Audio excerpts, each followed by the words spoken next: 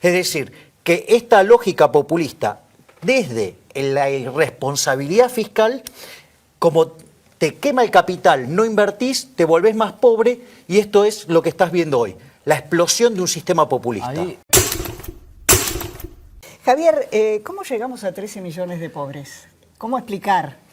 Desde mi punto de vista, llegar a este nivel de pobreza, habiendo sido digamos, en la década del 40, el país con el quinto PBI per cápita más alto del mundo, teniendo un PBI per cápita que representaba 97% del de Estados Unidos, digo, ahí hay un quiebre estructural que es cuando comienza la pobreza.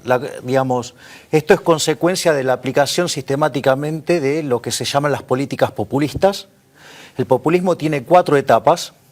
Hay una primera etapa donde se alimenta desmesuradamente el gasto público y eso genera en primera situación aumentos de actividad con poco efecto en precios. Sí, pero esto es lo que explica lo que nos pasa, ojo, porque digamos, la segunda etapa te aumentan los precios y nada las cantidades, después aparecen los desequilibrios y después estalla la crisis.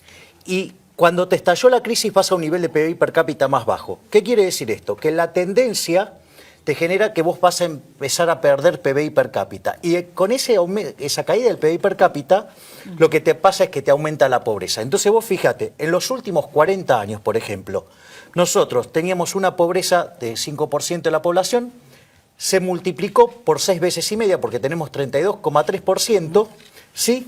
Y esto tuvo lugar en un contexto donde el peso del sector público dentro de la economía se duplicó.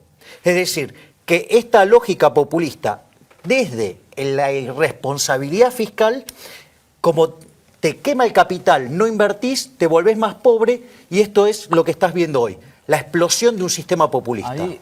Hemos escuchado el relato kirchnerista es el último capítulo de un libro más grande que es La leyenda peronista, que es la que acaba de anunciar Gustavo con respecto a la pobreza. A ver, todos los grandes saltos de pobreza de un año para otro en la Argentina nunca han sido por recortes hechos del Estado, han sido siempre por inflación.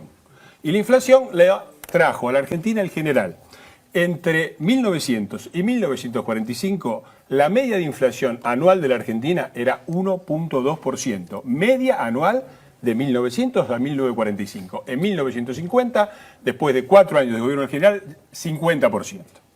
Y después todos los saltos fueron así. El primer gran golpe regresivo, el Rodrigazo, inflación, gobierno peronista. El 81 hubo 2 años de inflación del 200, 300 por año, con la caída de la tablita, gobierno militar, inflación.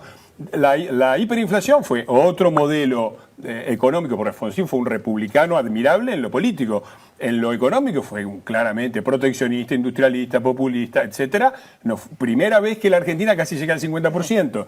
Y después el 2002. Yo te traigo, es interesante porque yo creo que lo bueno es que por fin tenemos un dato y podemos discutir una vez en la Argentina, basta de relato y basta de leyenda. Hablemos de datos. Fue en el 2002 y fue Duhalde. Y yo te traigo, porque se puede tomar, cuando Duhalde hace la devaluación de 4 puntos, esta es una estadística del INDEC, se llama ENGE, son Encuesta Nacional de Grandes Empresas. Son las 500 empresas más grandes del país, privadas. Cuando Duhalde hace que el dólar se vaya a 4, en estas empresas las ganancias se multiplican por 4 y los salarios se multiplican por 1,74. Acá está. Claro. 1,74. Entonces, en el 2001 vos tenías una situación donde las ganancias de las empresas, en el 2001 neoliberal, ajustista, las ganancias de las empresas eran la mitad de la masa salarial. En el 2002 eran el doble de la masa salarial, 4 veces más. Y de ahí pasó del 38 al 57%. Y le digo, última cosa que digo, ya que estuvo Cristina, yo espero que la metan presa también por esto, porque alterar los datos de la estadística es un delito. Y es un delito del que deberían ir los que estaban en el INDEC, Moreno, y estos 2 delincuentes que públicamente respaldan esos datos. Y no solamente lo hicieron a políticas públicas, último punto. Este es un gráfico que es la tercera vez que lo voy a sacar en el próximo libro, la tercera vez, nadie le da bolilla, políticas públicas.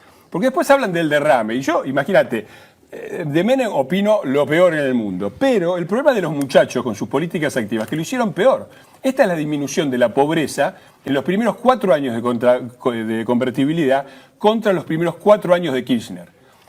Lo de arriba es la bajada de la pobreza desde el 100%, por cada 100 pobres iba bajando así con Kirchner. Y mucho más con Menem. Cuando vas a los datos lo tenés absolutamente claro. La pobreza bajó en los primeros 4 años de la convertibilidad más rápidamente. Lo hicieron peor que Menem. Así hay que decirlo. Lo hicieron peor que Menem. Así que termínenla con las políticas públicas.